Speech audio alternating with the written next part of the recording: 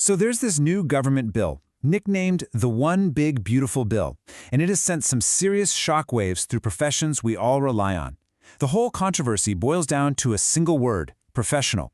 So the big question is this a dangerous slap in the face to critical careers? Or is it a much-needed protection against crushing student debt? Let's get into it. And wow, the reaction online, it wasn't about the nitty-gritty details of the policy. Nope, this was personal. For a lot of people, this felt like a huge statement about who our society values and who it doesn't. You know, this quote from a user on Reddit really just hits the nail on the head.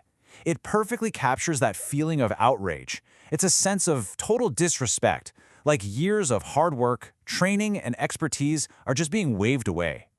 And look, this isn't just about teachers, not by a long shot. This comment from a physician assistant really shows you how wide this net is being cast. We're talking about people with incredibly specialized postgraduate degrees who are now being told, hey, that degree of yours? It doesn't count as professional anymore, at least not in this context. And we're not talking about a handful of niche fields. These are the absolute pillars of our communities, right? Healthcare, education, social work. The very people that, if you asked anyone on the street, they would say are, without a doubt, professionals. Okay, so we've heard the emotional side of it, but let's peel back the layers and get past the headlines. What is this bill actually doing? What are the mechanics behind it all? Right, so here's the million-dollar question, isn't it?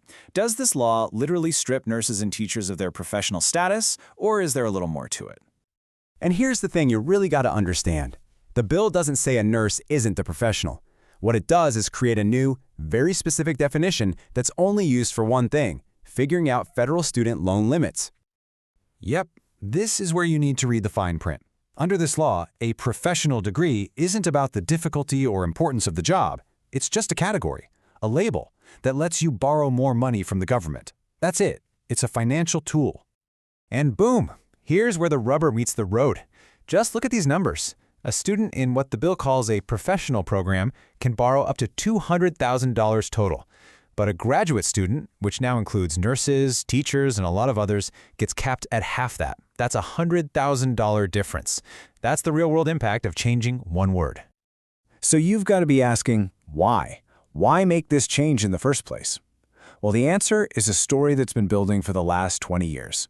The massive collision between student debt that's just exploded and wages that have, well, pretty much gone nowhere. Just take a look at this chart from the Urban Institute. It's kind of staggering. The typical debt for someone finishing a master's degree went from about 36 grand in 2000 to almost 61,000 by 2016, and that's adjusted for inflation. For professional degrees, it nearly doubled. But wait, it gets worse. Here's the other shoe that drops. While all that debt was climbing higher and higher, the paychecks for these graduates stayed pretty much flat.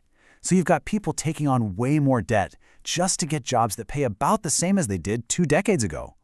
I mean, you don't have to be a math whiz to see that that just doesn't add up. Let's just boil this down to a single number to let it really sink in. The average person with a master's in 2016 had $25,000 more in debt than someone in 2000, for a job with basically the same earning power. This is the problem that supporters of the bill say they're trying to fix. So, this all leads us to the big debate at the heart of this whole thing. Is this bill a necessary guardrail to stop students from drowning in debt? Or is it a huge barrier that's going to cause major shortages in the fields we need most? On one side, you have organizations like the American Federation of Teachers saying this basically guts education funding and is going to push students towards sketchy private loans. They're worried it'll cause shortages. But on the other side, you hear a totally different story. People are arguing this is a much-needed reality check. They say 100 grand is still enough for a teaching degree, and maybe, just maybe, this will force colleges to finally lower their insane tuition costs. You know, after all the back and forth about policy and loan limits and debt ratios, it really all comes back to one simple but incredibly loaded word. What does it actually mean to be a professional? Okay, so we've got the bill's definition, and as we've seen, it's all about the money, right? It's just a category used to decide who can borrow $200,000. It's transactional. But here's the thing. That's where this purely financial definition just smacks right into a wall of reality. Because real-world professional organizations, like the Council on Academic Accreditation, have a much, much deeper way of defining what makes a profession. And this right here, this just shows you how huge that disconnect is. Look at what it actually takes to be a professional program. It's not about a loan cap. It's about having a clear mission, top-notch faculty, hands-on clinical training, and a serious commitment to ethics. It's about standards. And maybe the most perfect kind of mic drop moment in this whole debate comes from, wait for it, the dictionary. The Oxford English Dictionary, when it gives an example sentence for the word profession, literally uses the phrase, his chosen profession of teaching. So yeah, it's not really a surprise that a bill that seems to fly in the face of that basic understanding has caused such an uproar, no matter what its financial goal was. So at the end of the day, that's what we're left wrestling with, isn't it? Is this policy a practical, if maybe clumsy attempt to fix a student debt crisis that's out of control?